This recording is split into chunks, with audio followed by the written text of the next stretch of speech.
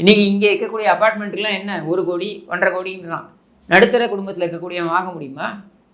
Middle class இருக்கக்கூடிய வாங்க முடியுமா? அவன் இந்த இந்த இந்த இடங்களுக்கு வெளியில் போகணும். இல்லை வாடகைக்கு இருக்கணும், வாழ்நாள் வாடகை கட்டிகிட்டு இருக்கணும். இல்லைன்னா வாழ்நாள் ஆயுள் தண்டனை. என்னென்னா இஎம்ஐ இது இந்த ஹவுசிங் லோன்னு. அது ஒரு 75 லட்ச ரூபா அப்பார்ட்மெண்ட்டுனா அதுக்கு அவன் மொத்தமாக கட்டுறது எவ்வளோன்னு பார்த்தீங்கன்னாக்கா அவன் ஒரு 2.5 கோடி ரூபா கட்டுவான். இந்த இஎம்ஐலாம் சேர்த்து அவன் கட்டி முடிக்கும் பொழுது, அவன் அதை கட்டி முடிக்கும் பொழுது அவன் குழந்தை வளர்ந்து காலேஜ் போயின்னு இருக்கும். இப்படி வாழ்க்கை முழுக்க கட்டணும், ஆயுள் தண்டனை மாதிரி.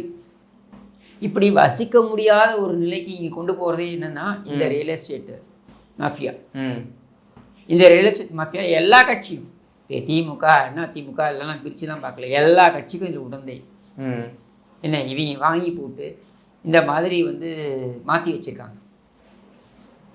இதை காங்கிரீட் கார்டாக மாற்றுறீங்க, அது வேறு விஷயம், அதை கூட விட்டுருங்க, அது வளர்ச்சி நம்ம ஒன்றும் பண்ண முடியாது. ஆனால் இங்கே நடுத்தர வர்க்கத்தை சேர்ந்தவர்கள் வாழ தகுதியற்றவர்கள் அப்படின்ற ஒரு சூழல் நீங்கள் சென்னைக்கு பண்ணுறீங்களே, இதை முதல்ல யாருக்கு பண்ணாங்க தெரியுமா? இங்கே ஆதி குடியினராக இருக்கக்கூடியவர்களுக்கு பண்ணாங்க முதல்ல.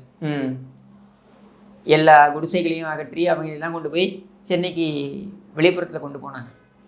அப்போ நம்ம வாயை மூட்டிருந்தோம். இன்றைக்கி நடுத்தர குடும்பத்தினை நோக்கி வந்துட்டாங்க. இனிமேல் சென்னை உயர்தட்டு மக்கள் மட்டுமே வாழ தகுதி உள்ள ஒரு இடம் என்று சொல்ல வேண்டியது தான்.